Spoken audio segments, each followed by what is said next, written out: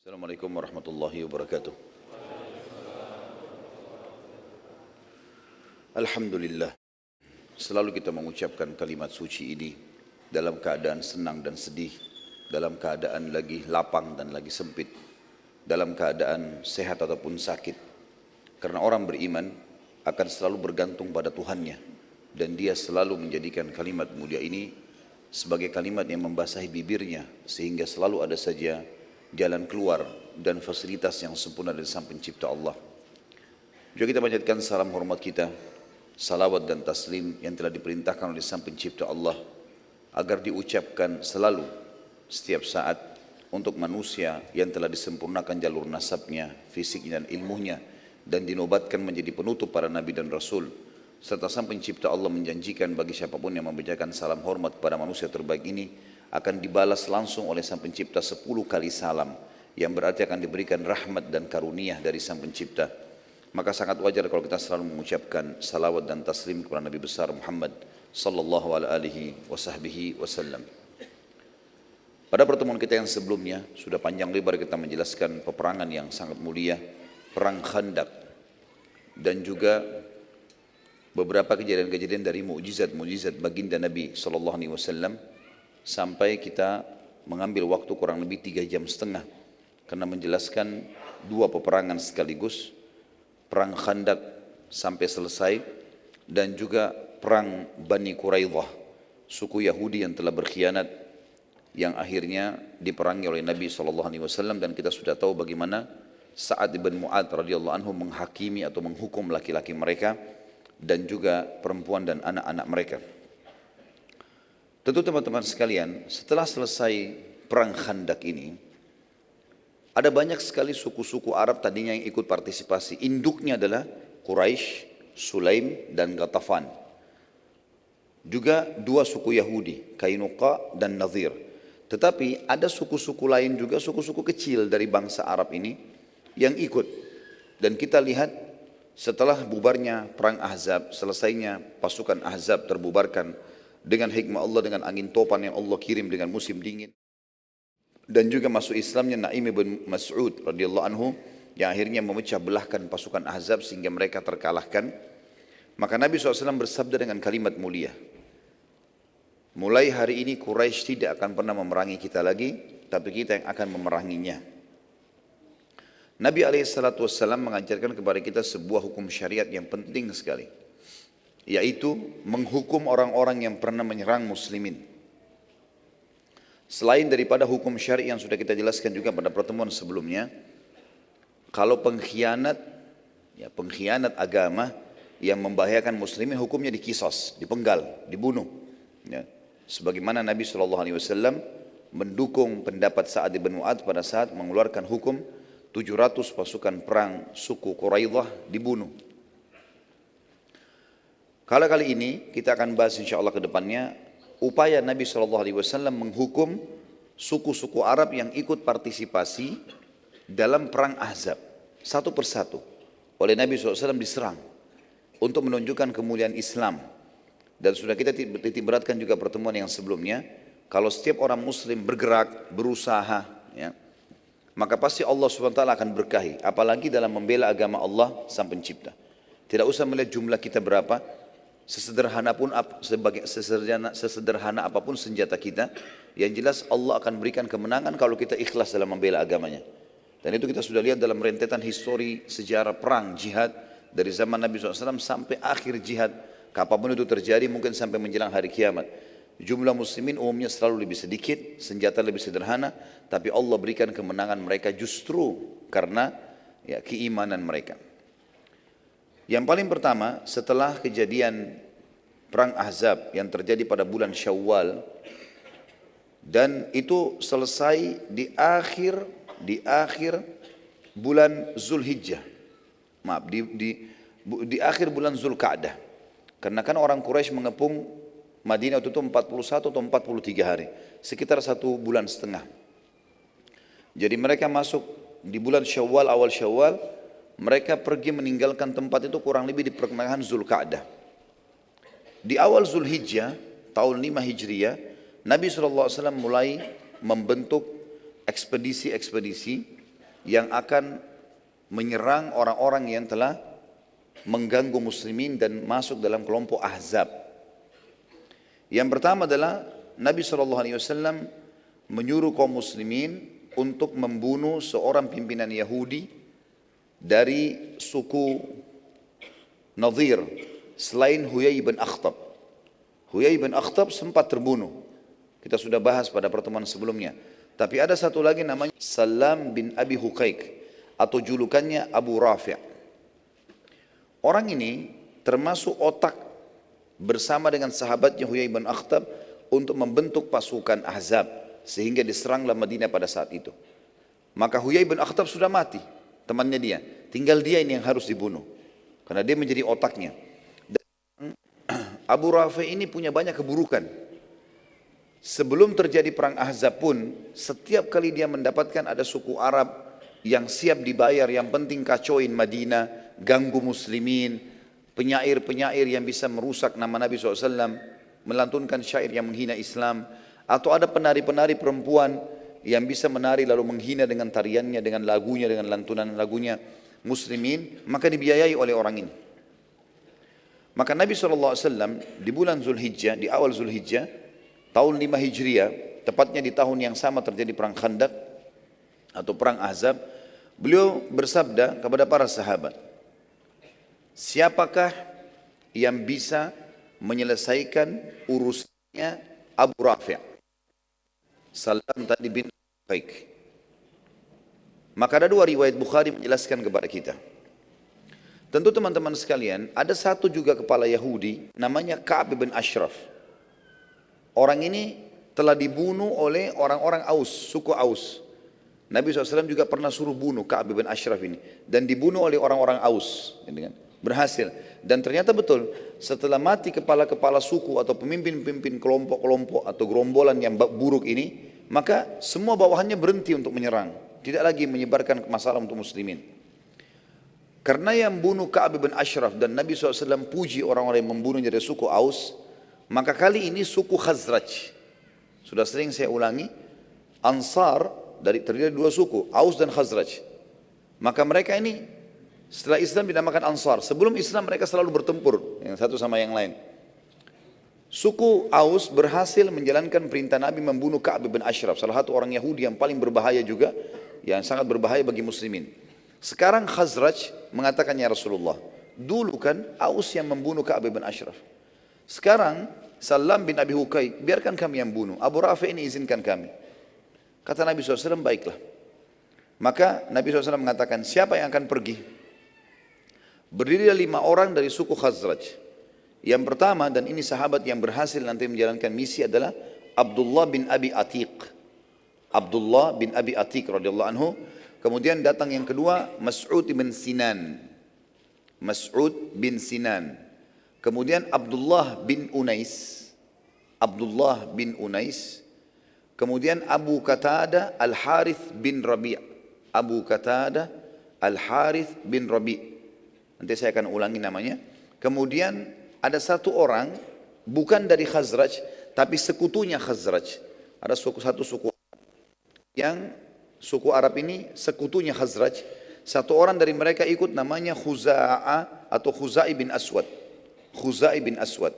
Jadi 4 orang murni dari suku Khazraj, Abdullah bin Abi Atiq, kemudian Mas'ud bin Sinan, kemudian Abdullah bin Unais, kemudian Abu Qatadah Al-Harith bin Rabi'. Jadi 4 orang ini dari suku Khazraj, Abdullah bin Abi Atiq, Mas'ud bin Sinan, Abdullah bin Unais, dan Abu Qatadah Al-Harith bin Rabi'. Lalu didukung dengan satu orang sekutunya Khazraj bernama Khuza'ah atau Khuzai bin Aswad. Abdullah bin Abi Atiq ditunjuk oleh Nabi SAW untuk menjadi pimpinan ekspedisi ini. Jalankan. Rasulullah SAW menitip pesan kepada mereka. Ingat, tugas kalian membunuh Salam bin Abi Huqaiq saja. Tidak boleh bunuh perempuan, tidak boleh bunuh orang lain, tidak boleh rusak fasilitas umum, apa saja. Jangan buat kerusakan. Targetnya satu orang itu. Terbunuh, sudah selesai tugas kalian. Pada saat itu kebetulan Salam bin Abi Huqaiq, karena dia dari suku Nadir, dan mereka sudah dikeluarkan oleh Nabi SAW dari Madinah, mereka bertempat di Khaybar. Khaybar sebuah kota yang besar, bahkan Khaybar pada saat itu lebih besar dari kota Madinah.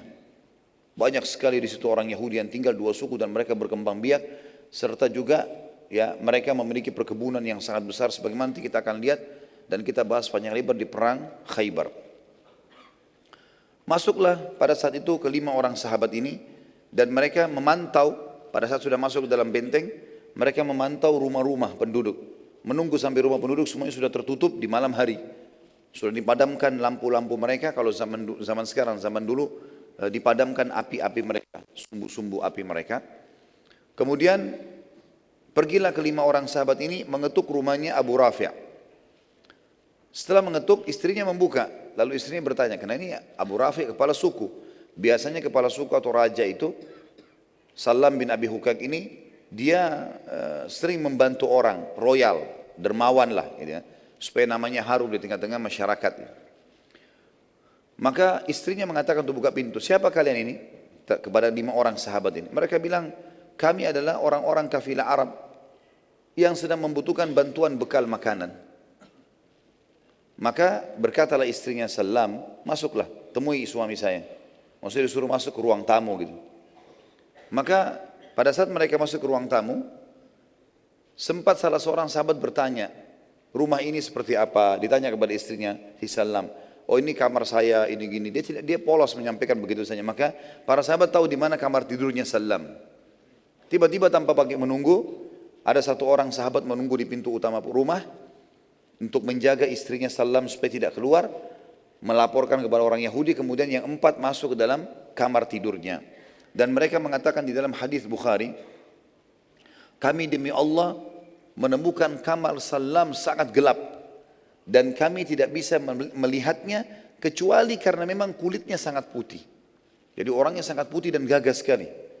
Saking putihnya sampai kami melihat dia di posisi tempat tidurnya seperti kain putih yang sedang digantung di sebuah tembok yang hitam. Maka tanpa menunggu satu kesempatan pun, sahabat ini rame-rame menusukkan ya, pedang-pedang mereka, menghantamkan mereka, dan Abdullah bin Abi Atik, pimpinan ekspedisi ini, yang menusuk ke dadahnya sampai akhirnya Abdullah bin Salam meninggal dunia, mati. Istrinya sempat menangis, teriak-teriak. Lalu sahabat yang depan pintu hampir menebaskan pedangnya, tapi dia mengingat pesan Nabi SAW tidak boleh bunuh wanita. Maka kelimanya pun akhirnya keluar dari rumah Salam, kemudian melarikan diri pulang ke Madinah dan berhasil melakukan ekspedisi ini. Dalam riwayat Bukhari yang lain diceritakan, Nabi SAW selesai sholat 5 waktu di masjid. Tidak disebutkan tentu sholatnya sholat apa di sini. Yang jelas dari salah satu dari 5 waktu sholat wajib. Nabi SAW berkata, siapa yang akan menyelesaikan urusannya Abu Rafi' untukku? Abu Rafi' untukku. Abdullah bin Abi Atik mengatakan, ini tentu versi yang berbeda, tapi sama, kasusnya adalah membunuh Salam bin Abi Hukaik. Kata Abdullah bin Abi Atik, saya Rasulullah, saya akan membunuhnya. Kata Nabi SAW, pergilah dan bawalah beberapa teman-temanmu. Maka pergilah mereka dan berlima tadi orang ini, pergi. Mereka pergi sampai mereka mendekati benteng Khaybar dan tahu ini adalah bentengnya Salam atau Abu Rafi'. Mereka pun menunggu di luar dan mereka menunggu, mendengar, mencari informasi, mendengar di sekitar benteng. Ada suara yang menyebutkan Abu Rafi', Abu Rafi', sampai mereka mengetahui ini adalah rumahnya Abu Rafi'. Dan dalam riwayat ini dijelaskan agak berbeda. Rumah Abu Rafi' 2 lantai dan Abu Rafi' ada di atas, serta di sebelah kamar dia ada beberapa kamar pengawalnya. Mereka pun mendengarkan suara Abu Rafi', Abu Rafi'. Maka mereka tahu ini adalah kamarnya. Kata 4 orang sahabatnya Abdullah bin Abi Atik tadi, radhiyallahu anhu ajma'in, bagaimana? Kami mau istirahat dulu, sudah malam. Mungkin besok kita pikirkan bagaimana cara menyerang. Kata Abdullah, silakan, kalian istirahat saja. Kalau saya mau cari celah, mungkin ada celah yang bisa kita masuk malam ini dan kita membunuhnya, selesai misi kita. Maka keempat orang istirahat. Ada hutan, semacam pebohonan, kebun-kebun kurma di luar benteng Khaybar. Mereka istirahat di situ. Abdullah bin Abi Atik tunggu depan gerbang sambil memikirkan bagaimana caranya bisa masuk ke tempatnya Abu Rafi' ini. Dengan hikmah Allah, pada saat itu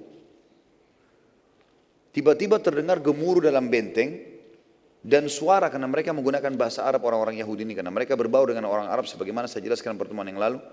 Maka mereka mengatakan, untahnya raja kita Abu Rafi' sedang hilang. Untahnya Abu Rafi' sedang hilang. Maka berbondong-bondong masyarakat dalam benteng itu keluar. Jumlahnya banyak. Anak kecil, perempuan, laki-laki, orang tua, masih orang muda, semuanya pada keluar. Pegang obor. Tujuannya untuk mencari ya, untanya Abu Rafi'. Kata Abdullah bin Abi Atiq, saya temukan di pintu gerbang ada 2 atau 4 orang penjaga sangat jeli. Dia menghafal wajahnya orang-orang yang tinggal dalam benteng. Dia menghafal wajahnya orang-orang yang dalam benteng. Maka dia tahu kalau ini pendatang. Kata Abdullah, saya tidak temukan kesempatan untuk masuk ke dalam benteng lebih tepat daripada sekarang. Karena lagi ramai. Dia bilang, saya tutup wajah saya. Kemudian saya menyelip bersama orang-orang yang pada saat mereka sudah temukan unta Abu Rafi', mereka masuk. Lalu saya dengarkan di telinga saya di kiri kanan pintu gerbang ini, penjaga mengatakan, cepatlah, cepatlah, jangan ada penyelip yang masuk. Kata Abdullah, saya pun masuk. Begitu orang-orang pada masuk, saya temukan ada di dekat pintu gerbang kandang keledai. Dan hewan keledai ini, semoga Allah muliakan kita tentunya. Kandang keledai ini, teman-teman sekalian, dan saya bahasakan ini, semoga Allah muliakan. Kita kalau menyebutkan nama hewan, ya, tempat kotoran, kita lebih baik mengatakan semoga Allah memuliakan kita. Doa agar Allah SWT memuliakan, tidak menjadi seperti tempat-tempat. Dan kita tahu keledai ini adalah hewan yang disebutkan dalam Al-Quran. Suaranya sangat mungkar. Ya. Dan haram dimakan kalau keledai yang hidup bersama manusia. Walaupun dia tidak bertaring. Maka yang terjadi teman-teman sekalian, kata Abdullah bin Abi Atiq, saya masuk ke kandang keledai. Dan keledai ini hewan yang sangat diam. Bahkan Allah SWT sebutkan juga dalam salah satu ayat yang lain, diberikan ibarat keledai itu, ya, kalau ada orang-orang yang pintar, orang yang belajar agama, tapi dia tidak mengamalkan ilmunya, seperti keledai yang memikul buku, maka tidak ada manfaatnya sama sekali. Yang jelas keledai ini sifatnya salah satunya adalah dia tidak bergerak, dia tidak pusing. Ada siapa di sebelahnya, ada bahaya atau enggak, seperti itulah. Abdullah bin Abi Atiq mengatakan, tepat saya berada di sebelah keledai tersebut sampai seluruh penduduk benteng sudah masuk. Saya lihat sudah aman, sunyi, penjaga pun gerbang sudah mencantolkan ya, penutupnya. Mereka pun pergi istirahat, karena setiap hari selalu mereka merasa aman. Tidak sangka kalau malam itu akan ada masalah.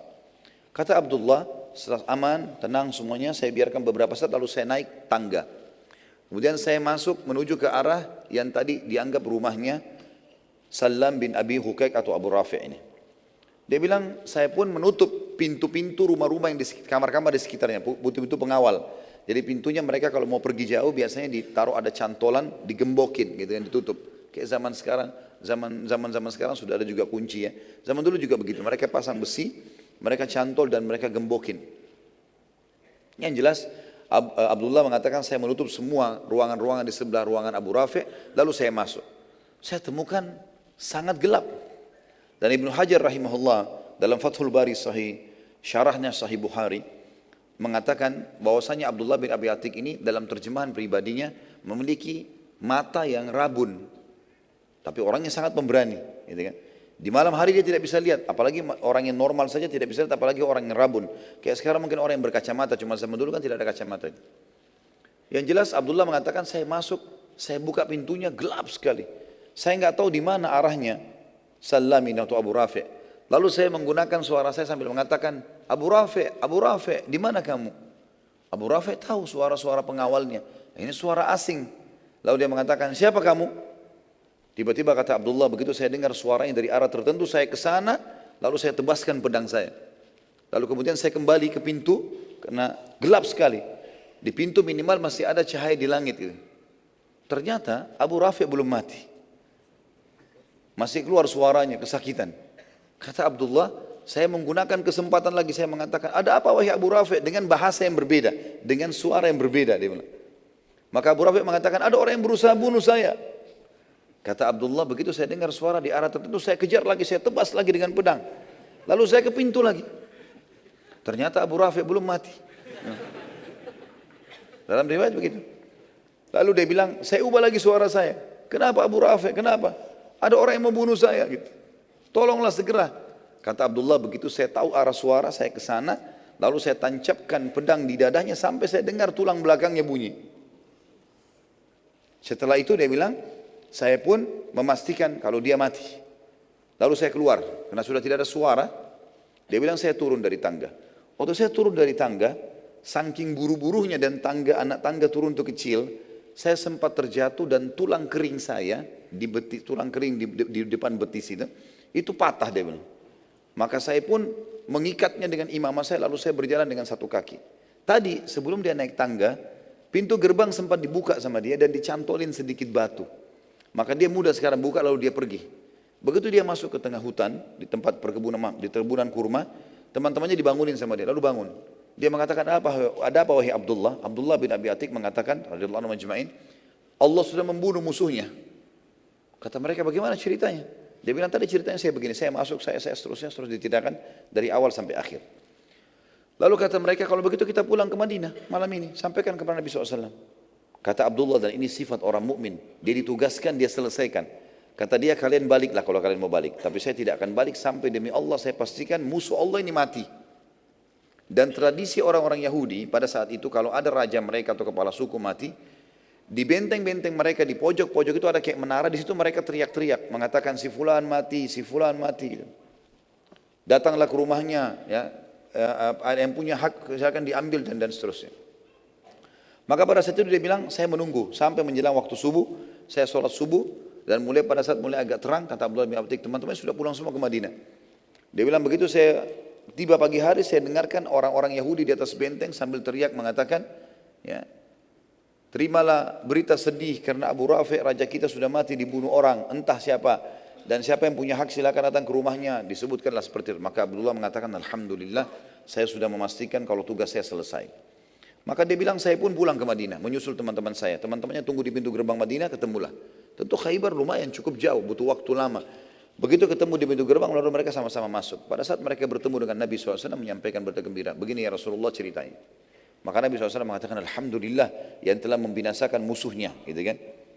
Kemudian Abdullah bin Abi Atik mengatakan, tapi ya Rasulullah kaki saya patah. Saya begini ceritanya, jalan di tangga jatuh patah tulang saya. Kata Nabi SAW, luruskan kakimu. Diluruskan, lalu baginda Nabi SAW meludahinya. Mendoakan dan meludahinya, kemudian Abdullah bin Abi Atik mengatakan, tiba-tiba saya bisa loncat seperti kaki saya tidak pernah patah sebelumnya. Tapi ini ingat, ludahnya siapa? Nabi alaihi salatu wassalam. Ya. Ini perlu dikasih bawahi karena banyak orang jual ludahnya, ya. La haula wala quwata illa billah. Ludahin air tiba-tiba dijual, ya. Maka ini perlu digarisbawahi teman-teman sekalian. Dan ini kisah tentang ekspedisi tadi Abdullah bin Abi Atiq di bulan Zulhijjah tahun 5 Hijriah. Di bulan Muharram tahun 6 Hijriah, tepatnya 1 bulan setelah itu, Nabi SAW mengirim sahabatnya yang bernama Muhammad bin Maslamah radhiyallahu anhu. Dan sebenarnya Nabi SAW sekarang sudah targetnya Mekah ini. Targetnya sekarang sudah Mekah. Tapi sebelum menguasai Mekah dan menyerang Mekah, beliau ingin menyisir wilayah di sekitar situ. Semua nanti wilayah yang akan dilewati oleh Nabi SAW untuk ke Mekah itu sudah aman. Termasuk sekalian menghukum suku-suku Arab yang ikut-ikutan pada perang Ahzab. Setelah kematian Abu Rafi', Nabi SAW mengutus ekspedisi pertama lagi setelah perang Ahzab dan juga suku Quraidah yang dipimpin oleh Muhammad bin Maslamah, dan kekuatannya sebenarnya tidak besar, cuma 30 orang saja. Ekspedisi ini menuju ke wilayah Bani Qirtha di daerah Dariyah atau Dariyah. Ini di wilayah Najd, tepatnya di Bakarat, ya. Jarak Madinah kurang lebih jarak tempuh 7 malam perjalanan.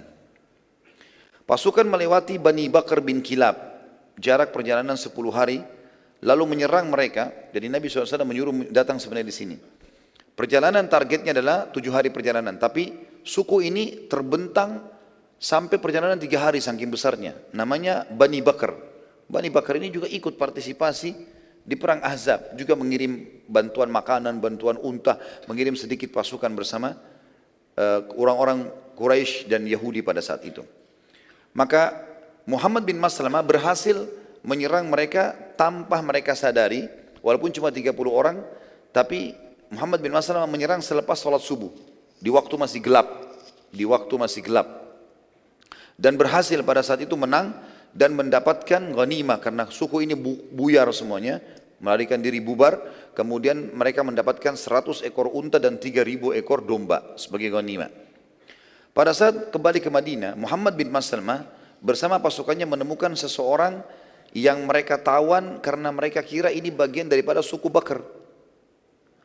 Saat tiba di Madinah, Nabi SAW menyambut dengan berita gembira, ternyata mereka menang, bawa ghanimah. Dan Muhammad bin Maslamah juga menunjukkan kalau ada beberapa tawanan yang kami bawa. Waktu Nabi SAW mengecek tawanan-tawanan, Nabi SAW terkejut karena melihat di tawanan ternyata ada Thumama bin Gusal. Thumama bin Gusal ini teman-teman sekalian adalah orang tadi yang ditemukan oleh Muhammad bin Maslamah di jalanan. Tadinya dikirain dari suku Bakar, ternyata bukan, orang kebetulan lewat. Dia kepala sukunya suku Hanif atau suku Hanifah. Dan ini penguasa wilayah Yamamah. Ini ada kisahnya sendiri. Nabi SAW mengenalnya. Lalu beliau berkata kepada para sahabat, apakah kalian tahu siapa yang kalian tawan ini? Kata para sahabat, tidak wahai utusan Allah. Kami tidak kenal. Kata Nabi SAW, ini adalah Thumamah bin Gusal. Dia kepala suku Hanifah wilayah, penguasa wilayah Yamamah. Wilayah Yamamah ini wilayah yang sangat luas di dekat kota Mekah. Di dekat kota Mekah. Nabi SAW bersabda kepada para sahabat, layani dengan baik dan khususkan dia dalam pelayanan serta ikat dia di dekat pintu masuknya masjid. Biar dia lihat orang lalu lalang pada saat sholat. Dia dengarkan juga kalau ada penyampaian tausiah atau penyampaian nasihat dari Nabi SAW, dia bisa dengar. Nabi SAW pada saat itu teman-teman sekalian, setiap kali mau sholat, beliau selalu sempatkan mampir bertemu dengan Thumamah. Lalu berkata, wahai Thumamah, bagaimana keadaanmu dan pendapatmu? Kau sekarang tertawan di wilayah kami. Bagaimana pendapatmu? Seperti juga dikatakan, apa sebenarnya maumu? Kau mau bagaimana sekarang? Kata Thumamah, wahai Muhammad, bila engkau membunuh, maksudnya kau bunuh aku gara-gara tawanan ini, maka engkau membunuh seseorang yang memiliki banyak darah yang siap terkorban untuknya. Maksudnya sukuku besar. Wilayah Yamamah kamu tahu, pasti mereka akan menyerang Madinah. Bila engkau memaafkan, maka engkau memaafkan seseorang yang sangat tahu bagaimana berterima kasih. Apa yang kau minta saya akan kasih. Bila engkau menginginkan harta, sebutkan saja semaumu, maka engkau akan mendapatkannya. Nabi SAW meninggalkan, tidak ngomong apa-apa, mimpin sholat. Dari pagi sampai malam, besok lagi, hari keduanya. Jadi subuh, maghrib, isya jadi targetnya Nabi SAW. Didengarkan ayat-ayat Al-Quran, karena dia orang Arab, mengerti. Di hari kedua Nabi SAW lewat lagi. Pada saat mau sholat subuh, mampir lagi. Lalu bertanya, bagaimana keadaanmu hai Thumamah? Bagaimana pendapatmu? Dia ulangi kalimat yang sama. Wahai Muhammad, bila engkau membunuh, engkau telah membunuh orang yang banyak darah siap terkorbankan untuknya. Bila kau memaafkan, engkau telah memaafkan seseorang yang sangat tahu bagaimana berterima kasih. Bila engkau menginginkan harta, sebutkan saja, maka engkau akan mendapatkannya. Nabi SAW tinggalkan di hari kedua. Kemudian Thumamah melihat, mendengarkan ayat Al-Quran, melihat bagaimana para sahabat pada saat pulang, mereka berpelukan, mereka salaman, saling menanyakan kabar. Dan yang paling membuat dia kagum adalah bagaimana muamalahnya sahabat dengan para tawanan. Thumamah kepala suku, dia tahu bagaimana berperang, bagaimana orang kalau jadi tawanan. Enggak pernah diurus makanannya, enggak pernah dikasih minuman, dibiarin saja mati, bahkan kadang-kadang digebukin, dirampas hartanya secara paksa. Thumamah tidak sama sekali. Bahkan Nabi SAW suruh melayani. Ada seorang sahabat yang sempat menyuapkan dia roti, memegang kurma di tangan kirinya, roti di tangan kanannya. Lalu sahabat ini menyodorkan ke mulutnya Thumamah roti itu, bukan kurma kering. Dia kaget, belum pernah ada orang begini sama tawanan. Dan pada saat jatuh dari mulutnya, sahabat itu tahan, lalu dimasukkan lagi kembali. Padahal dia tidak ada hubungannya sama Thumamah, cuma mendengarkan sabda Nabi SAW suruh berbuat baik pada tawanan. Hari ketiga Nabi SAW lewat lagi lalu mengucapkan lagi, wahai Thumamah, bagaimana pendapatmu? Maka Thumamah mengucapkan lagi hal yang sama. Wahai Muhammad, bila kau membunuh, kau bunuh aku, maka kau telah membunuh orang yang banyak darah siap berkorban untuknya. Bila kau memaafkan orang yang sangat tahu bagaimana berterima kasih. Bila kau mau harta, sebutkan saja. Tiba-tiba Thumamah kaget teman-teman sekalian pada saat Nabi SAW mengatakan, hai Thumamah, aku telah bebaskan kamu dan aku tidak butuh imbalan, pulanglah. Karena targetku bukan kamu, target kami suku Bakr. Suku kamu Hanifah tidak ada urusan sama kami. Karena tidak ikut-ikut dalam perang Ahzab. Thumamah kaget pada saat itu. Karena biar bagaimana, dia sudah tawanan. Umumnya orang minimal kalau tidak membunuh minta tebusan. Apalagi di kepala suku bisa bayar berapa saja. Sumama akhirnya keluar dari kota Madinah merenungi kejadian tersebut. Dia mentadabburi ayat-ayat Al-Quran yang dia dengarkan dalam 3 hari. Dia mendengarkan beberapa tausiah Nabi SAW, penyampaian wasiat beliau. Dia melihat bagaimana reaksi para sahabat bermuamalah dengan para tawanan. Bagaimana mereka saling menyapa satu sama yang lain. Dia berpikir ini nggak mungkin salah. Ini pasti agama yang benar. Lalu dia kembali ke Madinah lagi. Kemudian dia mendatangi Nabi SAW. Dia mengatakan, hai Muhammad, bagaimana caranya untuk menganut agamamu? Kata Nabi SAW, ucapkan asyhadu an la ilaha illallah wa anna Muhammad Rasulullah. Sederhana, syahadat. Kata dia, demi Allah wahai Muhammad, saat aku tertawan di sini, tidak ada wajah yang lebih aku benci dari wajahmu, agama dari agamamu, dan negeri lebih dari negerimu. Dan sekarang aku ucapkan asyhadu an la ilaha illallah wa anna Muhammad Rasulullah. Demi Allah wahai utusan Allah, sekarang engkau orang yang paling aku cintai, agamamu adalah agama yang paling aku junjung, dan negerimu negeri yang paling aku rindukan. Aku sekarang akan balik ke kaumku, sarankan aku wahai utusan Allah. Apakah aku balik ke kaumku atau aku lanjutkan umrah yang telah aku niatkan sebelum tertawan? Jadi ternyata Sumama ini waktu ditawan oleh Muhammad bin Maslamah, dia lagi menuju ke Mekah mau umrah, tapi dengan tradisi jahiliyah, penyembah berhala gitu kan. Ditawan, tadinya Muhammad bin Maslamah mengira dia dari suku Bakar. Kata dia, apakah saya lanjutkan umrah atau saya kembali ke kaum saya? Ada pilihan lain, riwayatnya mengatakan, atau saya tinggal di sini belajar. Nabi SAW bersabda pada Sumama, lanjutkan saja umrahmu, tapi sesuai dengan tuntunan Islam. Lalu Sumama mulai bertanya, bagaimana tuntunan Islam? Diajarkanlah. Di antaranya talbiyah yang tidak boleh ditambah dengan talbiyah syirik. Labbaik Allahumma labbaik, labbaik la syarika lak labbaik, innal hamda wan ni'mata lakal mulk la syarika lak. Sampai situ. Ini adalah talbiyah sunnah yang sahih. Ini ajaran Nabi Ibrahim AS, ajaran Nabi Muhammad AS. Tapi orang Quraisy menambahkan kalimat illa syarikan huwalak tamlikuhu wa ma malak. Gitu kan? Artinya, tambahannya tentunya ini, kecuali sekutu yang kau miliki. Kita kan kalau baca labbaik Allahumma labbaik, ya Allah aku jawab panggilanmu dengan santun. Labbaik la syarika lak labbaik, aku jawab panggilanmu dengan santun. Maksudnya ke umrah dan haji. Yani, tidak ada sekutu bagimu. Innal hamda wan ni'mata laka wal mulk. Segala puji-pujian untukmu, ya, kerajaan untukmu, semua nikmat milikmu. La syarika lak, tidak ada sekutu bagimu.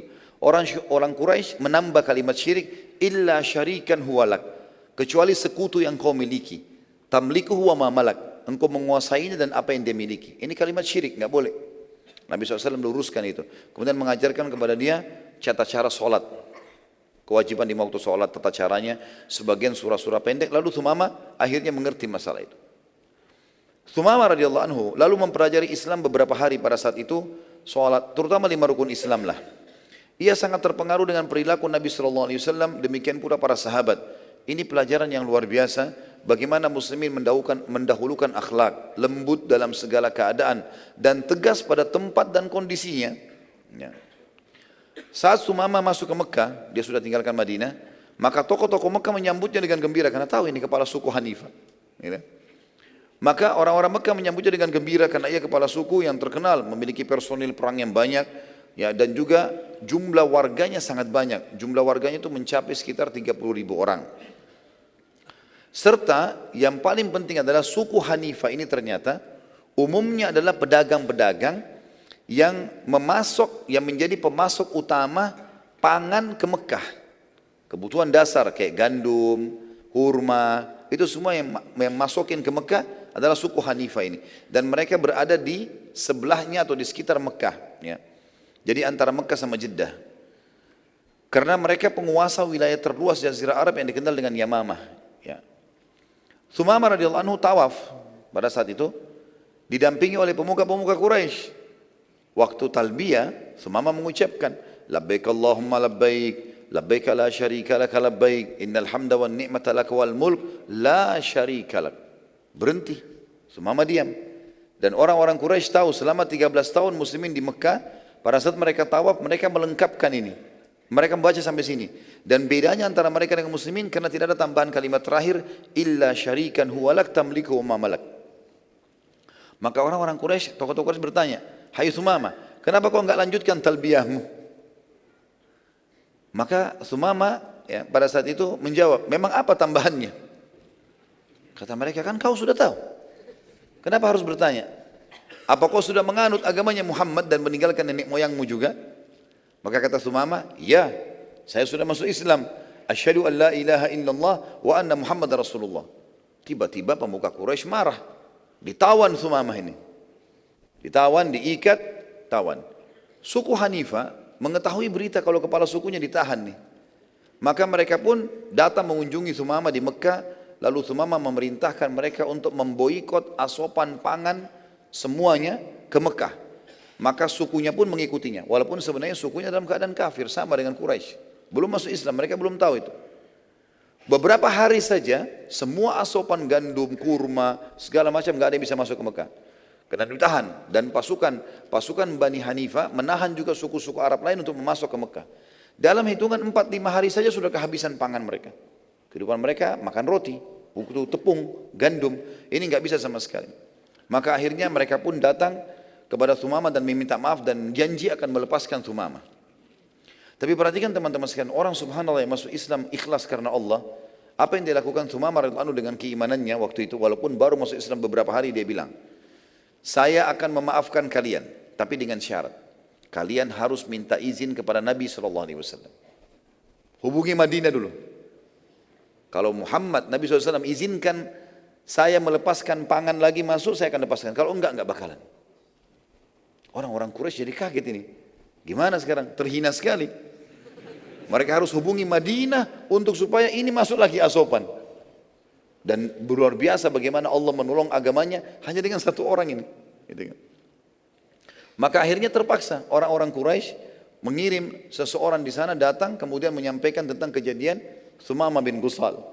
Lalu Nabi SAW tersenyum sambil mengatakan, baiklah, kalau begitu saya lepaskan. Gitu kan. Sebelumnya tentu ada Abu Sufyan yang datang. Jadi orang Quraisy utus Abu Sufyan langsung, kepala suku mereka, datang ke Madinah. Abu Sufyan datang. Yang tadinya ini pemimpin perang Ahzab nih. Ya. Sekarang dia datang, dia masuk ke Madinah, dia izin baik-baik. Lalu dia mengatakan, aku memohon padamu hai Muhammad, berbuat baiklah pada kaum kerabat dan sukumu. Izinkan suku Hanifah membuka pemboikotan mereka pada Mekah. Akhirnya Nabi SAW mengizinkan dan pada saat itu tersebarlah berita satu jazirah Arab kalau Quraisy ternyata memohon dari Nabi SAW dan muslimin juga kota Madinah agar mendapatkan makanan mereka dan ekonomi mereka sekarang berada di tangan kaum muslimin. Berada di tangan kaum muslimin. InsyaAllah sebentar kita lanjutkan lagi dengan lanjutannya ada perang suku As'ad.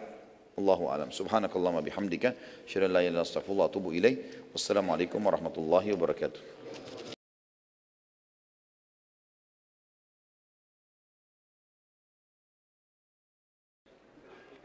Assalamualaikum warahmatullahi wabarakatuh. Alhamdulillah wassalatu wassalamu ala Rasulillah. Segala puji bagi Allah Subhanahu wa taala, juga salawat dan taslim kepada Nabi besar Muhammad sallallahu alaihi wasallam. Pada bulan Safar tahun 6 Hijriah, Nabi alaihi salatu wassalam mengutus beberapa sahabat untuk menyerang suku As'ad. Dan suku As'ad ini termasuk salah satu suku yang bergabung di pasukan Ahzab. Dan pimpinan mereka bernama Tuwalaihah bin Khuwailid al-Uzdi. Nabi SAW sempat mengutus kepada mereka 40 pasukan kuda dan memilih Uqasha bin Muhsin radhiyallahu anhu agar memerangi mereka.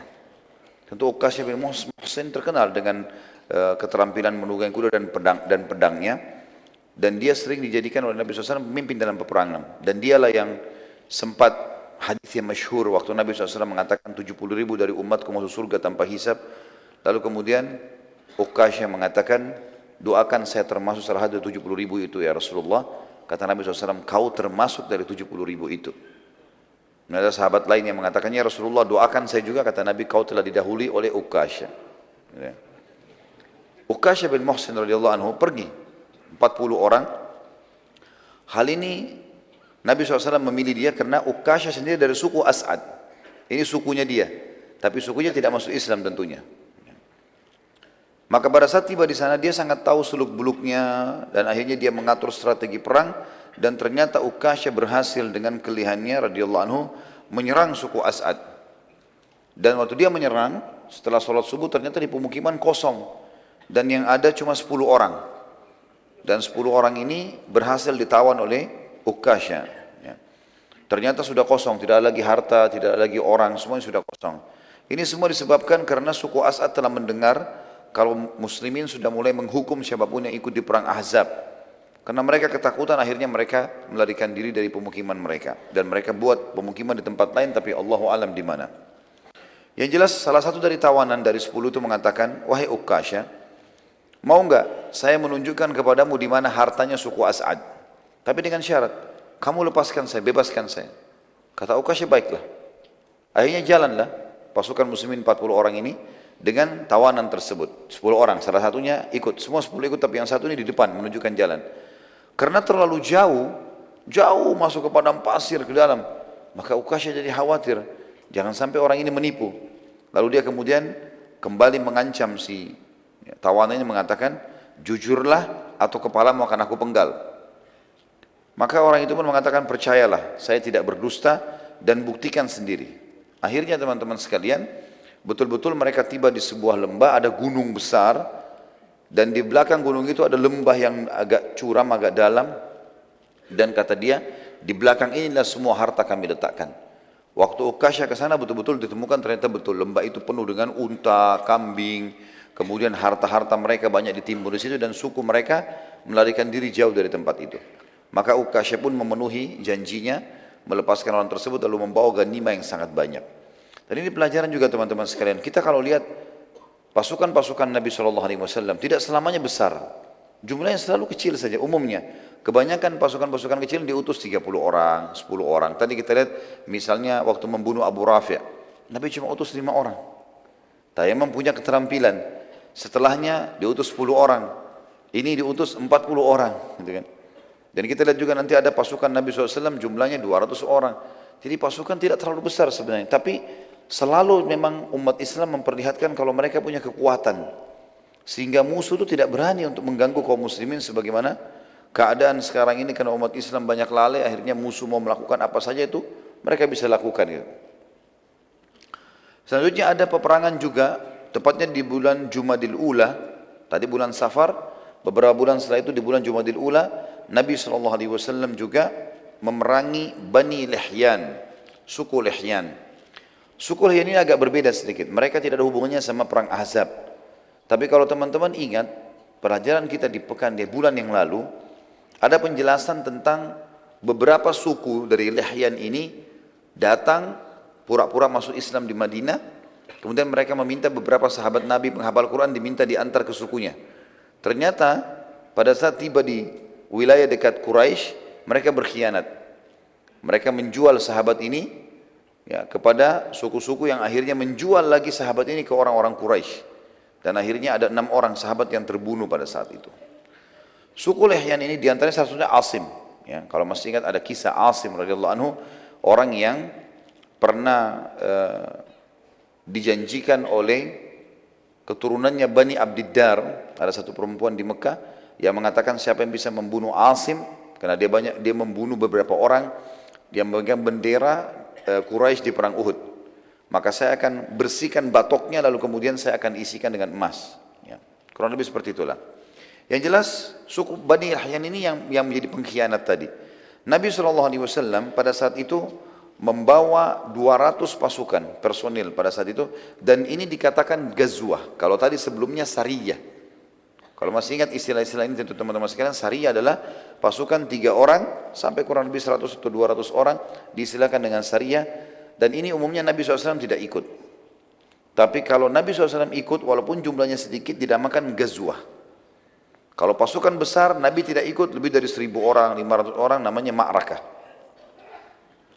Ibnu Qayyim rahimahullah menceritakan, Rasulullah SAW menuju ke Bani Lihyan 6 bulan setelah perang Bani Quraidah. Kurang lebih 6 bulan setelah perang Bani Quraidah. Ya. Yang kita sudah sebutkan perang Bani Quraidah sebelumnya. Rasulullah SAW hendak menyerang Bani Lihyan dengan membawa 200 personel pasukan dan beliau memimpin sendiri, makanya dinamakan Ghazwah. Dan wilayah yang beliau tuju, beliau iklankan akan menyerang negeri Syam. Padahal Nabi SAW tidak menginginkan negeri Syam. Ini salah satu strategi perang Nabi SAW. Beliau mengiklankan wilayah tertentu, tapi beliau tidak berbohong. Betul-betul beliau menuju ke wilayah itu. Tapi kemudian beliau dari sana mengatur strategi untuk menyerang musuh yang jadi target. Pada saat itu Nabi SAW mengamanahkan kota Madinah agar menjadi pemimpin pengganti beliau Abdullah bin Ummi Maktum radhiyallahu anhu.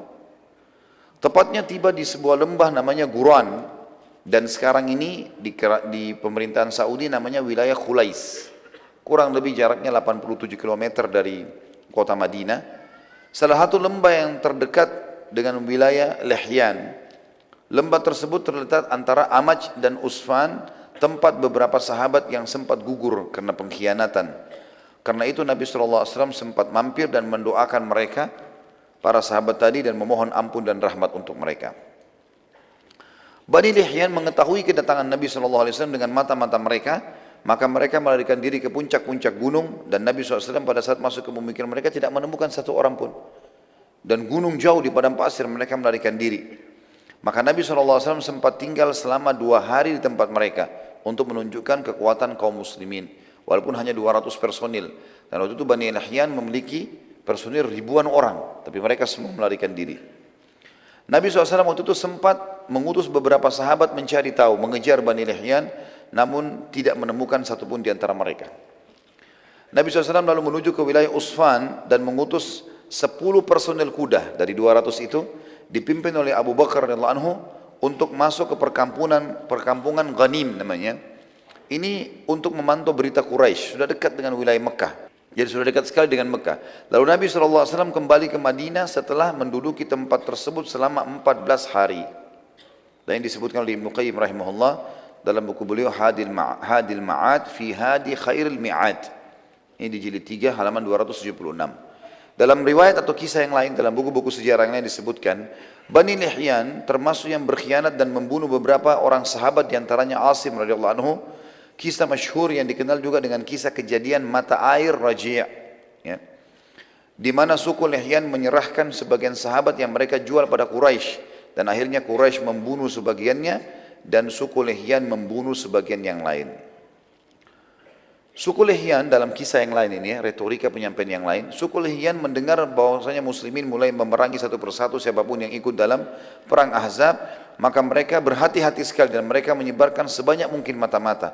Namun mereka tidak bisa mendapatkan informasi, hanya saja mereka tahu muslimin keluar kemudian menyuruh ke negeri Syam, dan negeri Syam jauh dari mereka. Tapi karena ketakutan mereka akhirnya meninggalkan wilayah kekuasaan mereka, dan muslimin berhasil datang ke wilayah Lihyan. Setelah tiba di dekat negeri Syam, Nabi SAW turun kembali untuk ke pemukiman mereka dan sempat tinggal selama 2 hari untuk menunjukkan kemuliaan Islam. Dalam riwayat yang kedua ini disebutkan, Nabi SAW pada saat mau pulang ke Madinah baru mampir di tempat lokasi kuburan para sahabat yang terbunuh pada saat itu. Lalu beliau berdoa. Kalau riwayat yang pertama tadi, mampir dulu baru kemudian menyerang suku Lihyan. Dan ini juga termasuk pelajaran teman-teman sekalian, sunnah dari Nabi SAW dalam Islam, untuk kalau lewat kuburan, ziarah. Mampir sebentar, mengucapkan salam dan mendoakan para jenazah, kenal atau tidak kenal tentunya. Di antara sunnah Nabi SAW kita mengatakan, Assalamualaikum dara qawmin mu'minin, antumus sabiquna wa nahnu insya'allahu bikum lahiqun, ghafarallahu mustaqimina minkum wal mustakhirina minna. Keselamatan untuk kalian wahai penghuni kuburan, orang-orang beriman. Kalian telah mendahului kami dan kami akan menyusul kalian. Semoga Allah memaafkan orang-orang terdahulu di antara kalian dan orang yang menyusul di antara kami. Beliau SAW juga sempat, dalam riwayat ini sama juga dengan riwayat pertama, mengutus 10 orang personel dipimpin oleh Abu Bakar radhiyallahu anhu. Kalau tadi riwayat pertama menjelaskan cuma sampai ke lembah Ghanim, sudah dekat di wilayah Mekah, tapi belum masuk Mekah. Riwayat kedua menjelaskan Abu Bakar Rasulullah Nabi SAW masuk ke wilayah haram, masuk ke wilayah Mekah, masuk ke wilayah haram, berarti sudah masuk ke Mekah. Tidak buat apa-apa, hanya sekedar menampakkan diri pada Quraisy. Beberapa saat orang-orang Quraisy bingung melihat, kalau sudah ada begini dengan pasukan perang, walaupun cuma 10 orang, berarti ada pasukan besar di belakangnya. Tugasnya cuma itu saja. Kemudian Abu Bakar disuruh balik lagi, berkumpul dengan pasukan muslimin. Dan ini strategi perang Nabi SAW. Ada beberapa strategi perang Nabi SAW, karena kita sedang berbicara dari tadi pagi sampai sekarang ini, bicara masalah peperangan, maka selalu memang manfaat-manfaat faedahnya kita bicara masalah itu. Termasuk strategi perang Nabi SAW, beliau selalu menyerang wilayah yang sudah terdengar akan menyerang beliau. Beliau tidak pernah menunggu, kecuali kepepet. Kayak kasus Ahzab, mereka tiba-tiba sudah bentuk pasukan dan memang sudah berjalan. Maka Nabi SAW melawan dan bertahan. Selebihnya bertawakal kepada Allah Subhanahu Wa Taala. Juga beliau selalu mengutus pasukan-pasukan kecil menakut-nakuti musuh, yang dikenal dengan Sariyah. 6 orang, 10 orang, 20 orang, ini paling banyak Nabi SAW kirim. Selalu aktif dalam masalah militer ini untuk mengintai, memata-matai, melihat, ya, membela kebenaran dan seterusnya. Dan itu terjadi tentu sampai zaman-zaman khilafah Islamnya dulu, mereka sangat kuat dari sisi militer. Tentu tidak mengganggu wilayah orang, tapi tentu punya persiapan yang mapan untuk membela agama Allah. Waktu itu tersebar berita, karena pasukan 10 orang Abu Bakar sempat masuk wilayah haram kemudian pulang, kalau muslimin sudah menyerang Mekah. Dan muslimin yang beberapa waktu lalu sempat dikepung di Ahzab dengan pasukan Ahzab, sekarang malah mereka yang keluar menyerang dan menghukum siapapun yang ikut. Padahal jumlahnya cuma 200 orang personel. Tapi Nabi SAW sini memperbaiki nama baiknya muslimin yang tadinya dikepung 10.000 orang, walaupun dianggap Quraisy kalah karena tidak bisa menembus Madinah, tapi beliau ingin tidak mau orang-orang lain tamak lagi melakukan perbuatan yang sama. Maka beliau mengutus pasukan untuk menghukum suku-suku ini. Dan semuanya rata-rata kalah dengan pasukan muslimin. Pada saat balik ke Madinah, Nabi SAW sempat mampir ke sebuah tempat namanya Rabwah. Rabwah sebuah wilayah, kurang lebih 80 km dari kota Mekah. Dan pada saat itu beliau menghampiri sebuah kuburan yang sangat tua. Dan kata Abu Bakar dan Umar radhiyallahu anhuma, kami melihat Nabi SAW menangis terisak-isak, yang belum pernah kami lihat beliau menangis seperti itu kecuali pada saat melihat jenazahnya pamannya Hamzah di Uhud. Maka kami pun bertanya, ya Rasulullah, kuburan siapa ini? Lalu Nabi SAW menjawab mengatakan, ini kuburan ibuku, sesungguhnya aku telah meminta kepada Allah agar menziarahi kuburan ibuku dan aku diizinkan, dan aku memohon ampun untuk ibuku dan Allah tidak mengizinkannya. Selanjutnya ada juga gazwa yang lain, adalah gazwa Dzikird. Perang ini teman-teman sekalian tertuju untuk menyerang suku Ghatafan. Ghatafan kalau masih ingat, kalau teman-teman yang ikut tadi bahasan kita di pagi, perang Khandak atau perang Ahzab, ada beberapa induk-induk suku yang memang paling besar personilnya. Di antaranya Ghatafan, ada Quraisy 4.000, Ghatafan 4.000, dan ada 10.000 personil, berarti ada 2.000 lagi sisanya dari suku-suku Arab kecil-kecil dan orang-orang Yahudi, Qainuqa dan Nadhir. Nabi SAW waktu itu mengingatkan muslimin tentang pemimpin Ghatafan yang bernama Uyainah bin Muhsin. Uyainah bin Muhsin sempat waktu perang Khandak kemarin, ya, yang kemarin beberapa bulan lalu terjadi di Madinah, kan Nabi sempat negosiasi sama Uyainah. Kalau masih ingat tadi pagi kan saya jelaskan, maka negosiasi, pulang saja kamu, jangan ikut perang-perang sama Ahzab, kami akan kasih kamu 1/4 hasil Madinah. Nggak mau dia, dalam setahun kamu ambil 1/4 hasil Madinah, nggak mau, negosiasi sampai setengah. Tapi karena waktu sudah setuju dengan setengah, Nabi SAW serahkan kepada Sa'ad ibn Mu'ad dan Sa'ad ibn Ubadah radhiyallahu anhuma, dua pimpinan Madinah, Ansar. Kalau mereka setuju, kalau kalian setuju silahkan berikan. Tapi ternyata keduanya menolak dan menanyakan, ya Rasulullah, apakah ini wahyu atau hanya keinginan anda pribadi atau strategi perang? Kata Nabi SAW, tentunya ini bukan wahyu, ini juga bukan keinginan saya karena saya tidak mau. Kemudian beliau mengatakan ini hanya strategi perang. Maka Sa'ad ibn Ubadah dan Sa'ad ibn Mu'ad radhiyallahu anhu mengatakan, ya Rasulullah, demi Allah Ghatafan sebelum kami masuk Islam, jangankan sudah masuk Islam, sebelum masuk Islam mereka tidak pernah mendapatkan satu butir kurma dari kami kecuali mereka beli atau kami yang memberi, gitu kan. Maka demi Allah sekarang kami tidak akan kasih sama sekali, yang mereka miliki hanya pedang saja. Suku Ghatafan ini teman-teman sekalian memang akan diserang oleh Nabi SAW, rencananya begitu, karena mereka termasuk pasukan yang bergabung di Ahzab. Tapi belum saatnya sekarang, hanya saja terjadi perang atau gazwa Dzikird ini, karena ini Dzikird nama wilayah ya, wilayah. Karena rupanya Uyainah bin Muhsin ini yang diberikan julukan Nabi SAW si bodoh yang dipatuhi, ya, karena dia instruksinya aneh-aneh. Tapi apapun yang dia bilang, 10.000 orang pasukannya siap menyerang, ikut dengan dia. Dia mengutus anaknya yang bernama Khuzarah. Khuzarah ini disuruh serang Madinah. Tapi dia bawa pasukan kecil. Dia cuma bawa pasukan 200-300 orang, gitu kan. Pada saat dia tiba di Madinah, muslimin lagi lalai, maksudnya tidak ada yang tahu kalau akan ada penyerangan, dan memang dia juga tidak berani untuk masuk ke dalam Madinah. Dia lihat di pinggir kota Madinah ada kebun-kebun kurma, rupanya situ ada petani sahabat sama istrinya lagi di kebun kurma, lagi istirahat mau makan siang. Di sebelahnya ada beberapa ekor unta yang lagi diternak di kandang. Salah satunya adalah kuda dan unta Nabi SAW. Tiba-tiba Khuzarah nyerang, dibunuh si petani muslim itu, lalu istrinya diambil. Kemudian unta dan kuda tadi ada 2-3 ekor unta dibawa. Itu unta dan kuda Nabi SAW. Setelah itu dia punya melarikan diri, Khuzarah melarikan diri. Ada beberapa petani di sebelah kebun itu lihat kejadian. Khuzarah sudah melarikan diri, tidak berani menyerang Madinah walaupun dia punya ratusan pasukan. Lalu kemudian mereka mengatakan, wahai muslimin, terjadi penyerangan. Muslimin jadi penyerangan. Mereka berusaha lari masuk ke dalam gerbang Madinah untuk menyampaikan kepada baginda Nabi SAW. Di tengah jalan mereka ketemu dengan seorang sahabat yang mulia namanya Salamah bin Aqwa. Ini Salamah bin Aqwa, teman-teman sekalian, sahabat yang terkenal juara lari. Luar biasa kalau dia lari. Sampai dalam buku-buku sejarah dikatakan dia kalau lari bisa mengalahkan kuda. Jadi sahabat yang luar biasa. Dan sahabat ini terkenal sekali dengan keberaniannya. Ada beberapa kelebihan disebutkan ya. Beraninya luar biasa. Sebanyak apapun musuh dilawan walaupun dia sendiri. Yang kedua keterampilan duel. Kalau gulat, berdua, main pedang, ahli. Kemudian juga dia paling hebat kalau berkelahi itu dalam jalan kaki, tidak menggunakan kendaraan, dan dia terkenal dengan kecepatan larinya. Waktu beberapa petani masuk pintu gerbang Madinah, Salamah bin Aqwa lagi lewat. Mereka mengatakan, muslimin pengkhianatan, suku Ghatafan datang menyerang. Kata Salamah, di mana mereka? Salamah bin Aqwa. Kata petani, sudah lari.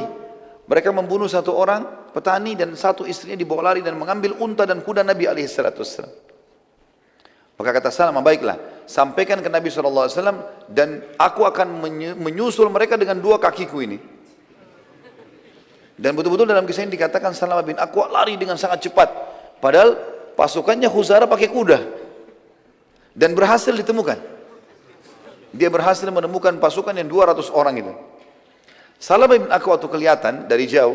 Salamah duduk sebentar, dilempar anak panah, mengganggu mereka. Anak panah ini jaraknya jauh, bisa 100 meter, 200 meter bisa jangkau kalau orang yang mahir gitu kan. Maka yang terjadi, Khuzarah berhenti. Dia cuma 1 orang. Disuruh serang. Waktu diserang, Salamah punya cara strategi, dia lari ke arah Madinah. Dan dikejar sama kuda nggak bisa ketemu. Karena cepatnya gitu kan. Jadi dia lari-lari nggak bisa dikejar. Kemudian setelah orang-orang ini menganggap, sudah lepas nggak bisa. Mereka kembali, Salamah kembali lagi. Panahin lagi mereka. Begitu terus sampai beberapa kali. Akhirnya kata Khuzarah, orang ini punya pasukan di belakangnya nih. Ini orang cuma mau menunda kita nih, bukan mau perang dia. Maka Khuzarah pun akhirnya mengatakan pada pasukannya, kalian semua pulang. Bawa tawanan ini, si perempuan muslimah ini, bawa unta sama kuda ini, biarkan saya, dia dengan adiknya namanya Habib, dan ada 2 orang lagi pasukannya dia, 4 orang nunggu di situ. Pada saat itu teman-teman sekalian, para petani berhasil menyampaikan info kepada Nabi SAW. Tanpa menunggu, Nabi SAW mengutus pasukan 200 orang. Dan 200 orang ini dipimpin oleh Sa'ad ibn Zaid. Sa'ad ibn Zaid radhiyallahu anhu. Beliau mengatakan pada saat itu, jihad wahai muslimin. Terkumpul 200 orang ini, Sa'ad ibn Zaid lalu disuruh oleh Nabi SAW segera nyusul cepat. Lalu kemudian Nabi SAW menunggu pada saat itu sampai akhirnya terkumpul 700 personil kuda lain. Selain 200 tadi ada 700 lagi. Dan Nabi SAW memimpin sendiri 700 itu. Makanya dinamakan Ghazwa. Dinamakan Ghazwa. Salamah bin Aqwa terus saja beradu sama 4 orang ini. Tapi Salamah bin Aqwa berusaha menghindar dari 4 orang ini karena yang dia mau kejar yang banyak tadi, yang ratusan itu. Maka dia berusaha menghindar sampai dia berhasil meloloskan diri dari 4 orang ini. Dia mau mengejar yang 196 orang tadi. Maka yang 4 orang ini tiba-tiba kaget pada saat itu waktu mereka mau kejar Salamah. Rupanya pasukannya Sa'ad yang 200 orang sampai, Sa'ad bin Zaid tadi sampai. Di dalam pasukan ini rupanya Sa'ad mengutus, di dalam pasukan ada 1 orang namanya Abu Qatadah. radhiyallahu anhu, sahabat Nabi yang mulia. Abu Qatadah ini terkenal juga dengan keberanian dan keterampilan perangnya gitu. Dan ini juga pelajaran teman-teman sekalian. Berarti memang para sahabat itu punya keterampilan individual dalam keterampilan perang. Mereka belajar semua, dan ini teman-teman juga perlu belajar bela diri, belajar keterampilan, dan niatnya untuk olahraga dan sekaligus satu waktu kalau dibutuhkan, bukan untuk melakukan pemberontakan atau hal-hal yang buruk. Itu nggak mungkin gitu ya. Umat Islam tidak mengenal itu. Tapi dia tidak boleh juga lalai, nggak boleh dia tidak punya sama sekali kemahiran. Maka yang terjadi adalah Abu Qatadah ini waktu pasukan Sa'ad ya Ibn Zaid sudah tiba di sekitar lokasi, 4 orang ini coba melarikan diri. Abu Qatadah minta izin sama Sa'ad, saya mau kejar 4 orang ini. Kata Sa'ad, silakan kejar. Maka dikejar sama dia, diserang. Serangan ini 1 orang lawan 4 berhasil ditemukan. Waktu mereka mau kejar 4 orang ini, mau kejar Salamah bin Aqwa, tidak ketemu, maka ketemu dengan Abu Qatadah. Terbunuhlah Habib, ya, anaknya Uyainah bin Muhsin. Jadi ada 2 anaknya, Khuzarah dengan Habib. Habib terbunuh. Khuzarah dan 2 orang temannya berhasil lari, pulang, lari ke pemukiman mereka. Waktu itu Abu Qatadah mau mengejar 3 orang ini, tapi ini ada korbannya dia, ada Habib. Habib ini pakai baju kerajaan karena dia anak raja, anaknya Uyainah bin Muhsin, kudanya bagus. Dan dalam Islam kalau orang berhasil duel dan mengalahkan seseorang, berarti apa yang dimiliki kan jadi haknya dia. Tapi Abu Qatadah tidak mau kehilangan 3 orang itu. Maka dia pun membuka jubahnya lalu dipakein di atas badannya Habib yang jadi korban, yang sedang dibaringkan di atas kuda gitu. Waktu itu Abu Qatadah coba mengejar. Ternyata pasukan Sa'ad tiba. Pasukan Sa'ad tiba, bersamaan juga enggak lama kemudian datang pasukan Nabi SAW. Terkumpullah 900 pasukan muslimin. Orang-orang muslim melihat pada saat itu dari jauh, melihat, oh ini bajunya Abu Qatadah. Berarti Abu Qatadah mati. Kata Nabi SAW, bukan. Ini bukan Abu Qatadah, tapi ini adalah Habib. Sebagaimana wahyu sampaikan, korbannya Abu Qatadah. Dan ini adalah milik dia. Dia sengaja meletakkan jubahnya supaya diketahui kalau ini adalah korban dia. Maka akhirnya Nabi SAW pun ya menyatakan pada satu pasukan untuk kembali karena masih dekat dengan Madinah. Sempat Salamah bin Aqwa kembali, ya, Abu Qatadah juga kembali ketemu dengan Nabi SAW. Lalu Salamah mengatakan, ya Rasulullah, kirimkan bersamaku 100 orang saja. Aku pilih, aku akan kejar mereka ya Rasulullah. Kata Nabi SAW, tidak bisa hai Salamah. Sungguh mereka telah tiba di tempat mereka sebelum kau mendapatkannya. Jadi ada wahyu menyampaikan tidak bisa. Dan ini juga kejelian Nabi SAW karena beliau tahu di suku Ghatafan sangat jauh dari Madinah dan mereka punya 10.000 personil. Nggak mungkin dikalahkan dengan 100 orang. Maka beliau sekarang mengajak para sahabat untuk kembali ke Madinah. Ngatur strategi perang yang lain. Karena Ghatafan belum jadi target sekarang. Belum jadi target. Penutupan dalam perang atau Ghazwa Zikird ini, ada seorang sahabiat tadi, masih ingat istrinya petani yang diambil jadi tawanan. Tibalah di suku Ghatafan. Sahabat ini punya cerita sendiri. Dia bilang waktu tiba di situ malam hari, suku Ghatafan semuanya pada istirahat. Saya melihat unta Nabi SAW. Ada unta Nabi di situ. Maka saya pun naik di atas unta Nabi. Lalu saya berdoa kepada Allah, ya Allah, aku tidak tahu jalan menuju ke Madinah. Dan aku sedang ditawan oleh musuh-musuhmu. Maka tuntunlah unta ini agar sampai ke Madinah. Kata wanita ini, saya pun naik di atasnya tanpa melihat jalan ke depan. Malam hari, jalan sendiri. Tiba-tiba saja di pagi hari, waktu terang matahari sudah sampai di pintu gerbang Madinah. Gitu. Dengan kuasa Allah, Allah selamatkan dia. Maka setelah sampai ke Madinah, dia mengatakan, bila Allah, waktu sebelum sampai di Madinah lagi perjalanan, dia mengatakan, bila Allah menyelamatkanku, maka aku akan menyembelih unta ini untuk Allah. Sampai di Madinah, perempuan ini sampai langsung masjid Nabi SAW dan menyampaikan, ya Rasulullah, begini kejadiannya. Dan Alhamdulillah Allah selamatkan saya. Tapi saya punya nazar ya Rasulullah. Saya mau, kalau saya selamat, saya mau sembelih unta ini. Kata Nabi SAW, sungguh buruk balasanmu untuk unta ini. Dengan izin Allah dia telah menyelamatkanmu, lalu engkau menyembelihnya. Dari sisi lain, bagaimana bisa engkau menadarkan sesuatu sementara engkau tidak memilikinya? Ini untaku, ini bukan unta kamu. Bagaimana kau nadar mau sembelih? Gitu kan? Akhirnya dari sini juga keluar sebuah hukum syar'i dalam buku fikih kita, tidak boleh bernadar kepada hal yang bukan dimiliki. Hah? Kalau saya sembuh penyakit, saya mau sedekahin buahnya tetangga. Tidak boleh. Bukan punya dia. Bagaimana caranya? Jadi ini hukum syar'i karena seperti perempuan ini tadi lakukan. Kemudian selanjutnya ada ekspedisi Dzi Khussah, ya. Dipimpin oleh Muhammad bin Maslamah, Dzi Khussah, ya. Menuju ke pemukiman suku Tha'labah, dan juga suku Tha'labah ini termasuk orang yang partisipasi dalam perang Ahzab. Nabi SAW mengirim pasukan kecil yang dipimpin oleh Muhammad bin Maslamah, jumlahnya mereka 10 orang saja, untuk mengetahui keadaan suku Tha'labah. Namun ternyata suku Tha'labah ini, teman-teman sekalian, telah mempersiapkan diri dan mereka sudah berjaga-jaga jauh dari wilayah mereka, karena mereka sudah dengar Nabi SAW sudah menghukum orang-orang yang ikut dalam perang Ahzab. Muhammad bin Maslamah waktu itu radhiyallahu anhu dan teman-temannya, karena cuma 10 orang, tidak menyangka kalau pasukan suku Tha'labah telah siaga, sehingga mereka masih santai saja karena masih jauh dari wilayah suku Tha'labah. Kurang lebih perjalanan masih 1-2 hari sampai ke sana. Itu suku Tha'labah rupanya sudah kirim mata-matanya ke sana. Dan diletakkan di tempat itu 100 orang dari suku Tha'labah. Maka waktu suku Tha'labah melihat Muhammad bin Maslamah dan mengetahui ini adalah pasukan muslimin walaupun 10 orang, maka tiba-tiba mereka menyerang dan semua yang bersama Muhammad bin Maslamah mati, terbunuh 9 orang, dan Muhammad bin Maslamah sendiri yang sempat selamat.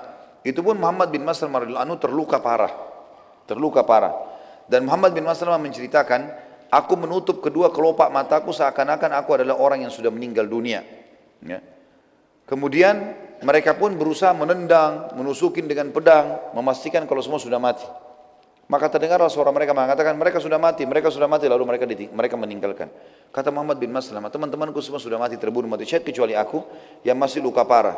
Aku terus menutup mataku karena khawatir jangan sampai mereka masih melihat. Karena luka parah, gak bisa melawan. 100 orang gitu.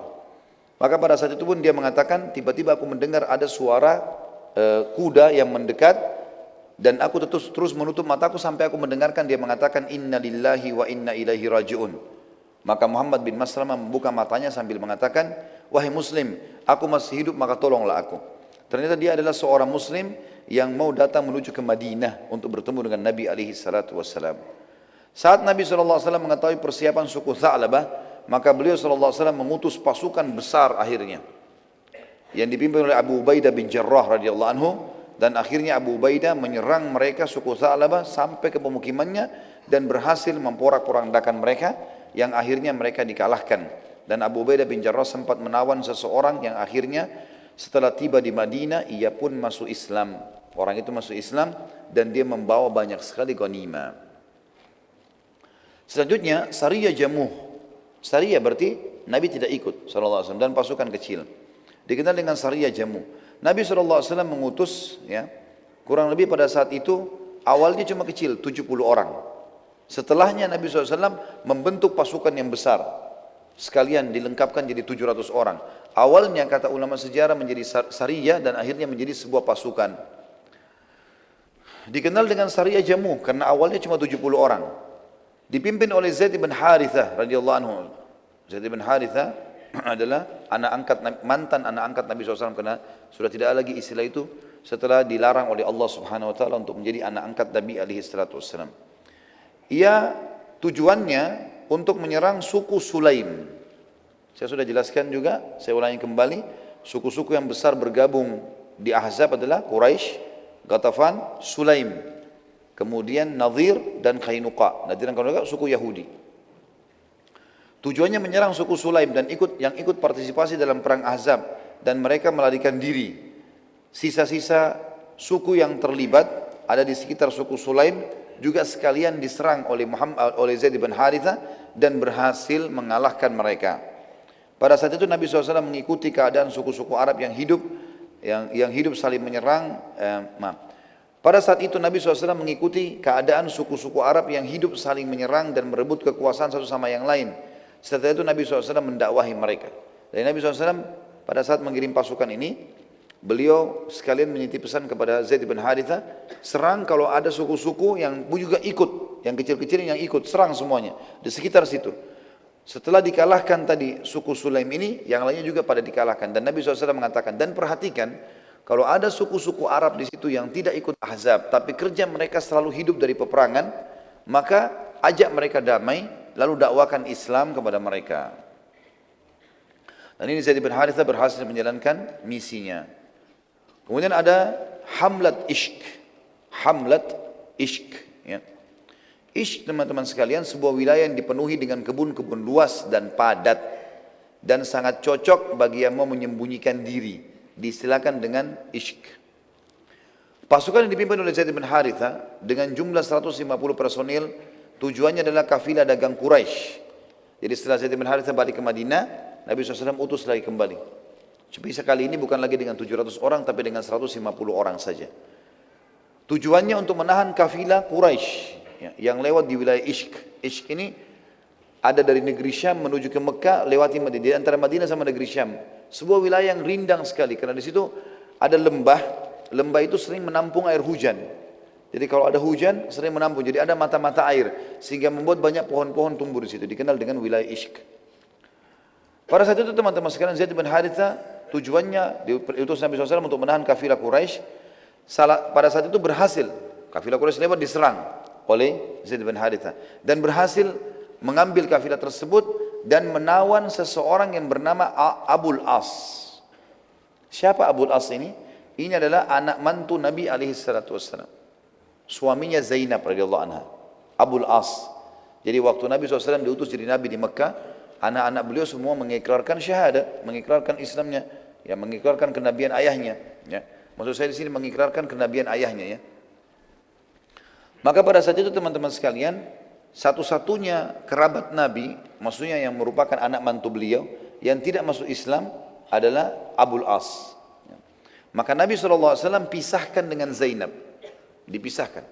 Dan ini sebuah hukum syar'i. Kalau wanita muslimah, nggak boleh sama sekali sentuh oleh laki-laki kafir. Walaupun dasarnya tadinya suami istri. Maka harus dipisahkan terlebih dahulu sampai suaminya masuk Islam. Gitu kan? Hukum syar'inya begitu. Terjadi pada anak Nabi SAW Zainab. Karena Abul As tidak mau masuk Islam, maka Nabi pisahkan. Tapi masih status suami istri. Dipisahkan dalam kata tidak boleh berhubungan biologis di sini. Pada saat Nabi SAW bertakbir untuk sholat, karena dibawa Abul As ini dibawa ke Madinah. Rupanya Abul As ini tahu kalau Zainab ada, dan Zainab belum menikah dengan muslimin. Walaupun sudah sekian tahun pisah. Kan sekarang kasusnya sudah tahun ke-6 Hijriah. Berarti sudah 6 tahun hijrah. Kasus dakwanya Nabi SAW di Mekah 13 tahun. Di awal Islam, tahun pertama masa kenabian, jadi 13 tahun di Mekah, tahun pertamanya Abul As sudah tidak mau masuk Islam. Berarti Abul As sudah pisah sama Zainab lama sekali nih. 13 tahun di Mekah, tambah lagi 6 tahun di Madinah ini. Gitu kan? Sudah lama sekali, belasan tahun. Abul As tahu informasi kalau Zainab belum menikah. Maka dia pun mengirim informasi, minta tolong kepada muslim yang sedang menawannya, menjaganya. Sampaikan kepada Zainab salam saya, dan tolong ya tebus saya. Minta supaya Zainab tebus. Dalam sebuah riwayat Bukhari dijelaskan Nabi SAW pada saat ya, sholat subuh dan seluruh sahabat ikut sholat bertakbir, tiba-tiba saja saya selesai sholat, ada suara dari saf perempuan, suaranya Zainab. Zainab mengatakan, sungguh aku telah melindungi Abul As. Sungguh aku telah melindungi Abul As. Selesai salam, Nabi SAW tanya para sahabat, apakah kalian dengar apa yang tadi saya dengarkan? Kata mereka, iya ya Rasulullah. Kata Nabi SAW, demi Allah aku benar-benar tidak tahu menahu masalah tersebut. Saya tidak tahu ini kalau dalam pasukan tadi dalam tawanan itu ada Abul As. Saya juga tidak tahu kalau anak saya Zainab mau minta melindungi mantan suaminya ini. Gitu kan. Maka perkara ini aku serahkan pada kalian, terserah. Muslimin ambil keputusan. Serentak seluruh sahabat berkata, sebagai penghormatan pada anda wahai utusan Allah, kami menghormati Zainab. Dan karena itu kami bebaskan Abul As. Para sahabat pun akhirnya membebaskan Abul As. Dan serentak para sahabat juga sepakat membebaskan semua tawanan sebagai penghormatan pada kedudukan Abul As yang masih statusnya anak mantu Nabi cuma dalam keadaan kafir. Saat Abul As melihat kemuliaan akhlak para sahabat, bukan cuma dia yang dibebasin, tawanan bisa dibunuh setiap saat. Bukan cuma dia, tapi teman-temannya semua dibebaskan karena justru memuliakan dia. Maka ia pun pamit pulang ke Mekah kepada Nabi SAW. Tentu dia belum kembali sama Zainab ini. Dalam keadaan kafir. Kemudian dia kembali ke Mekah, lalu dia kembalikan semua amanah yang dititipkan sama dia. Jadi rupanya setelah Nabi SAW tinggalkan Mekah, yang dipercaya oleh penduduk Mekah adalah Abul As, anak mantu Nabi SAW ini. Berikanlah amanah-amanah, karena dulu Nabi SAW tempat penitipan harta-hartanya orang-orang Mekah. Maka Abul As mengembalikan semua seraya dia berkata, apakah masih ada hak kalian padaku, hai penduduk Mekah, hai Quraisy, penduduk Mekah, ya, yang mengamanahkan harta kepada Abul As berkata, sudah semua, dan kami selalu menemukanmu jujur dan juga menjaga amanah. Abul As berkata, ketahuilah wahai penduduk Mekah, asyhadu an la ilaha illallah wa anna Muhammad Rasulullah. Akhirnya Abul As masuk Islam pada saat itu. Kemudian dia kembali ke Madinah, dan kemudian dia menyampaikan kepada Nabi SAW. Nabi SAW lalu dia mengatakan lagi, ya Rasulullah, saya sudah masuk Islam, asyhadu an la ilaha illallah wa anna Muhammad Rasulullah. Dan pada saat itu Nabi SAW mengembalikan Abul As dengan Zainab. Spontan, langsung jadi suami istri. Enggak melalui akad nikah lagi. Dan ini juga keluar sebuah hukum syar'i. Sebuah hukum syar'i di mana memang, ya, kalau orang dalam kondisi seperti ini, suaminya kafir, maka mereka dipisahkan secara biologis. Tapi kalau suami sudah masuk Islam, maka disatukan lagi walaupun sudah berlalu beberapa tahun.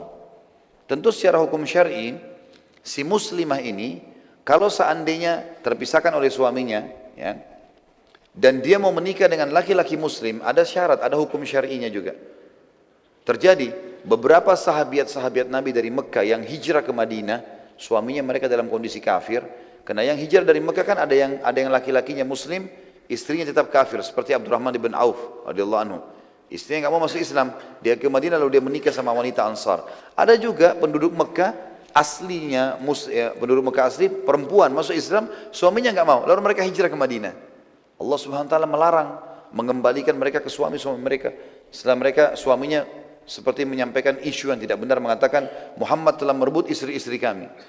Tapi firman Allah turun melarang, tidak boleh mukminah dikembalikan kepada laki-laki musyrik, haram buat mereka itu, nggak boleh sama sekali. Maka ada beberapa sahabat yang sempat mau menikahi perempuan-perempuan dari Mekah ini. Keluarlah syariat pada saat itu, Nabi SAW mengatakan, kalau kau mau nikahi, maka kembalikanlah mahar suaminya itu. Dari dulu suaminya kasih apa? Misalnya kasih, kalau Indonesia misalnya uang 10 juta, maka bayar 10 juta itu, kembalikan kepada suami yang kafir, barulah terhitung cerai, boleh dinikahi. Boleh dinikahi. Ini bagian daripada hukum syariat Allahu alam yang kita sebutkan. Baik, sampai sini bahasan kita insyaAllah, dan kita akan lanjutkan nanti, pertemuan akan datang dengan izin Allah, Ghazwat Bani Mustaliq. Ghazwat Bani Mustaliq akan kita bahas dengan izin Allah pada pertemuan kita yang akan datang. Tentu juga itu pertemuan sebelum menjelang Ramadan nanti. Baik, kita berdoa kepada Allah SWT, semoga majlis kita diberkahi olehnya dan dijadikan sebagai tambahan amal kita pada hari kiamat. Semoga seluruh amal yang pernah kita kerjakan dan akan kita kerjakan sampai menjelang ajal datang nanti semua diterima dengan kemahamurahannya, dan semoga semua dosa yang pernah kita kerjakan sekecil sampai sebesar apapun diganti dengan kemahamurahannya menjadi pahala. Semoga orang yang sakit disembuhkan penyakitnya, yang tidak utang dilunasi utangnya, yang belum menikah dimudahkan menikah dengan wanita yang salihah dan laki-laki yang saleh bagi perempuannya, dan semoga yang belum memiliki keturunan diberikan keturunan yang baik, yang saleh, dan semoga saja yang sudah punya keturunan dijadikan anak-anak yang baik dan berbakti. Dan kita berdoa agar Indonesia menjadi negara yang aman, makmur, damai. Seluruh umat Islam berada di bawah naungan ukhuwah Islamiyah dan angkat perselisihan di antara mereka. Dan semoga saja seluruh Indonesia diberikan juga pemimpin muslim yang kembali kepada Al-Quran dan Sunnah. Dan semoga Indonesia menjadi contoh bagi negara lain. Tidak pernah lupa kita doakan saudara kita di Palestina, di Syria, di Yaman, di Irak, di Myanmar, di Ahsa, dimanapun mereka berada sedang tertindas. Semoga Allah ikhlaskan niat mereka, terima para syuhada mereka, mulakan Islam di tangan mereka dan tangan kita semua, dan semoga Allah partisipasikan kita bersama mereka di pahala, baik dengan doa, dengan harta, juga dengan jiwa kita. Dan semoga Allah dengan kemahamurahnya menyatukan kita semua di surga firdausnya tanpa hisab. Subhanallah, satu kita di majlis ilmu yang mulia ini. Kalau benar dari Allah, kalau salah dari saya mohon dimaafkan.